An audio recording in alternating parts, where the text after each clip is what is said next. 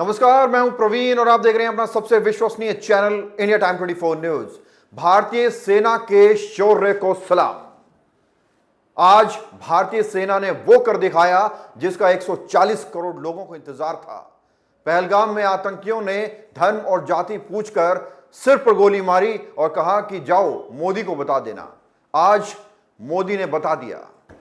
इस वक्त की सबसे बड़ी खबर इस वक्त यह है कि ऑपरेशन सिंदूर के तहत भारत ने पाकिस्तानी आतंकियों के खिलाफ बड़ा एक्शन लिया है। भारतीय आर्मी ने पाकिस्तान के आतंकी ठिकानों पर मिसाइलें दागी हैं। इस 25 मिनट के अंदर इस ऑपरेशन को अंजाम दिया गया और 100 आतंकियों को ढेर कर दिया। वैसे ही मॉक ड्रिल का वक्त था, मॉक ड्रिल का दिन था, लेकिन भारतीय सेना ने इसे ओरिजिनल ड्रिल बना दिया। पिछले कई दिनों से देश की 140 करोड़ आवाम इंतजार कर रही थी प्रतिशोध का। आज पूरा हुआ वो प्रतिशोध, वो बदला। रात करीबन 1:30 बजे भारतीय सेना ने 9 आतंकी ठिकानों पर हमला किया है। 9 आतंकी ठिकानों पर टूट पड़े भारतीय सेना आज, और 100 से ज्यादा आतंकियों को ढेर कर दिया। ऑपरेशन सिंदूर के तहत यह पूरा हमला किया गया और बताया जा रहा है कि शुरुआत में प्रधानमंत्री नरेंद्र मोदी ने इसे ऑपरेशन सिंदूर का नाम दिया था, क्योंकि पहलगाम में हुए आतंकी हमले में देश की बेटियों के सिंदूर को उजाड़ा गया था। आतंकियों ने नाम और धर्म पूछकर गोलियां चलाई, जिसका आज भारत ने जबरदस्त जवाब दिया है। सेना इस पूरे ऑपरेशन पर कॉन्फ्रेंस कर रही है। आपको यह भी बताएंगे कि कॉन्फ्रेंस में क्या कुछ बड़ी बातें कही जा रही हैं या कही गई हैं, लेकिन इससे पहले आपको बता दें कि भावलपुर में आतंकी फैक्ट्री पर हमला हुआ है। यह वो फैक्ट्री थी जहां आतंकवादी बनते थे, आतंकवादी तैयार होते थे। उस पूरी फैक्ट्री को ध्वस्त कर दिया गया। इसके अलावा कई और ठिकानों पर हमला हुआ है। एक एक ठिकाने की जानकारी आज मैं आपको दूंगा कि कहां कहां भारतीय सेना ने स्ट्राइक की है, कहां कहां भारतीय सेना ने आतंकी ठिकानों को ध्वस्त किया है और कौन से आतंकी ठिकाने पर कौन सा काम होता था। भारतीय सेना ने कॉन्फ्रेंस में क्या कुछ बड़ी बातें कही हैं, अब मैं आपको यह बताता हूं। भारतीय सेना ने कहा है कि उन्होंने अपने अधिकारों का इस्तेमाल किया है। आतंक रोकने के लिए ऐसे हमले जरूरी हैं, यानी कार्रवाई किसी देश के खिलाफ नहीं हुई है, किसी देश की सेना के खिलाफ नहीं हुई है। यह कार्रवाई आतंकवाद के खिलाफ हुई है। और निश्चित तौर पर किसी भी देश में कोई आतंकी हमला होता है तो उस देश का अधिकार है कि वो मुंह तोड़ जवाब दे सकता है, और वही भारत ने किया है। कॉन्फ्रेंस में कहा गया है कि पहलगाम हमले की पूरी जानकारी पाकिस्तान को थी, लेकिन उन्होंने कोई कदम नहीं उठाया। मतलब पाकिस्तान आतंकियों को पनाह देता है। कॉन्फ्रेंस में एक और बड़ी बात कही गई है कि ये पहलगाम का पूरा हमला जो हुआ जम्मू कश्मीर की शांति भंग करने के लिए हुआ था।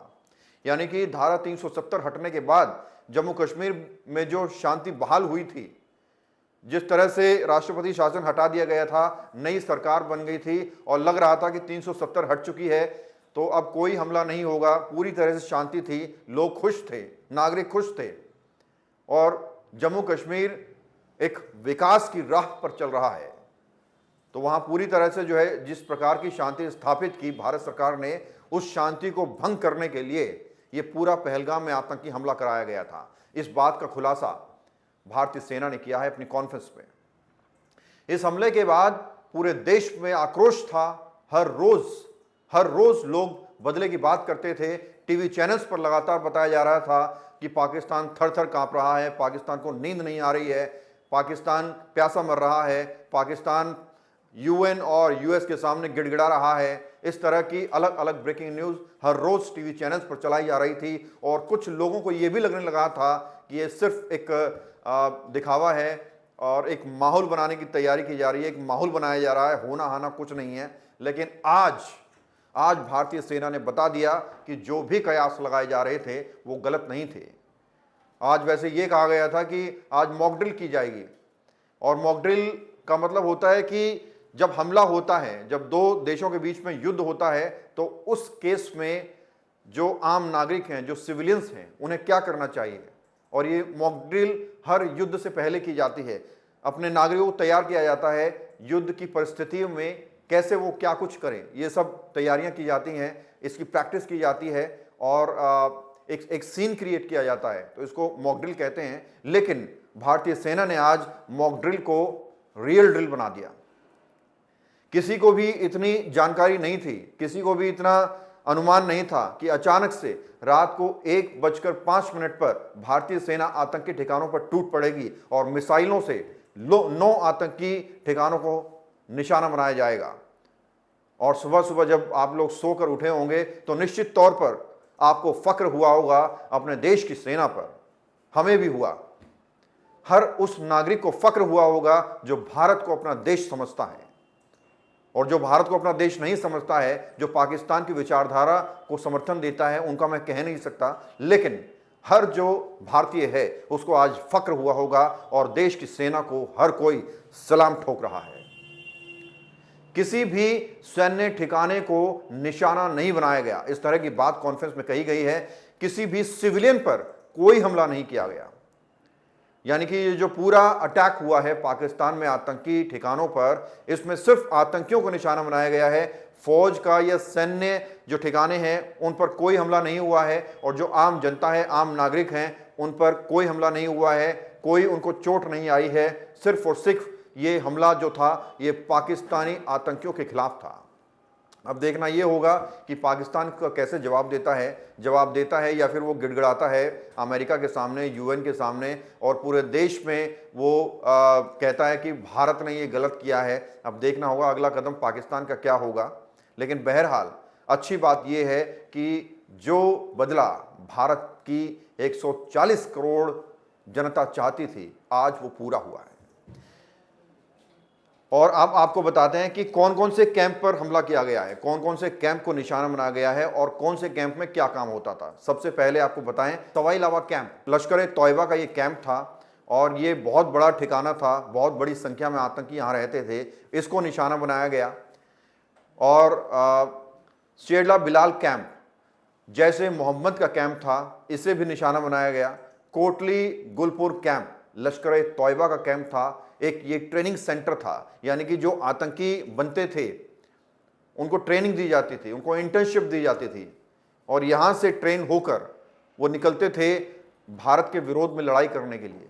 ये एक बहुत बड़ा कैंप था और यहाँ ट्रेनिंग दी जाती थी, आतंकियों को ट्रेनिंग। जिस तरह से हम अपने एम्प्लॉयज़ को इंटर्न्स देते हैं जॉब शुरू करने से पहले, या कहीं भी कोई जाता है तो इंटर्नशिप होती है, ट्रेनिंग होती है, उस तरह की ट्रेनिंग इस कैंप की दी जाती थी।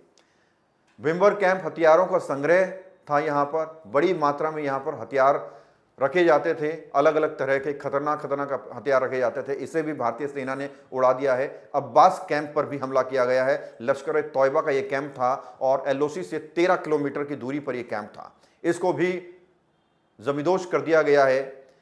सरजाल कैंप सियालकोट में था, आतंकियों का ट्रेनिंग कैंप था ये भी, इसको भी उड़ाया गया है। मरकज ताइबा 2008 के जो आतंकी हमले हुए थे उसमें जो आतंकी आए थे उन सभी आतंकियों को यहीं से ट्रेनिंग मिली थी।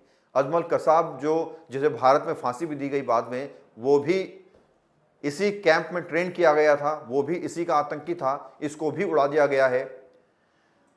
मरकर सुभानअल्लाह कैंप जैशे मोहम्मद का मुख्यालय इसको कहा जाता है, बड़े बड़े अफसरों की, आतंकी अफसरों की यहाँ बैठकें हुआ करती थी, इसको भी उड़ा दिया गया है। तो इस तरह के तमाम कैंप्स भारतीय सेना की मिसाइलों ने नस्ते नाबूद कर दिए हैं और आज पूरा देश फक्र कर रहा है अपने देश की सेना पर।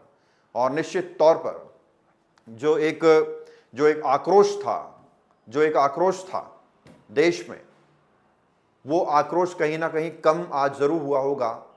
हालांकि बदला अभी पूरा नहीं हुआ है, ये शुरुआत है। लेकिन कहीं ना कहीं जो एक गुस्सा था देश में पहलगाम की घटना को लेकर, वो गुस्सा कहीं ना कहीं देश के लोगों का कम हुआ है। और प्रधानमंत्री नरेंद्र मोदी ने पहले ही कह दिया था कि आतंकियों को या उनके आकाओं को या उनसे जुड़े लोगों को ऐसा जवाब देंगे कि उन्होंने सोचा भी नहीं होगा। और इसी तरह का जवाब देने का प्रयास कहीं ना कहीं आज किया गया है और लगातार मीटिंग चल रही हैं, बड़ी बड़ी बैठकें चल रही हैं। अजीत डोभाल एनएसए प्रधानमंत्री मोदी से मिलने उनके घर पहुंचे, अमित शाह की मीटिंग चल रही है, होम मिनिस्ट्री में मीटिंग चल रही है और क्या कुछ रणनीति रहेगी, अगर पाकिस्तान कुछ पलटवार करता है तो उससे निपटने की क्या कुछ रणनीति रहेगी और कैसे आने वाले समय में और ठिकानों को निशाना बनाया जाता है, इस पर क्या कुछ तैयारी रहेगी। इन सभी चीज़ लगातार चल रही है और पाकिस्तान अब सहमा हुआ है। पाकिस्तान सोच रहा है कि ये रातों रात हो क्या गया। पाकिस्तान अब पूरी दुनिया में भीख मांग रहा है, रहम की भीख।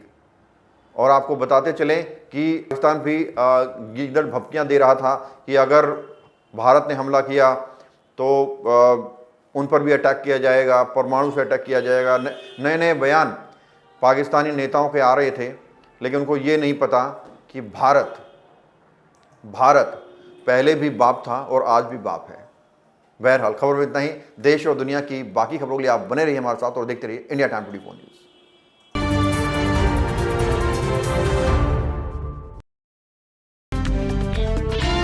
खबरों से खबरदार रहने के लिए चैनल को सब्सक्राइब करें और प्रेस करें बेल आइकन।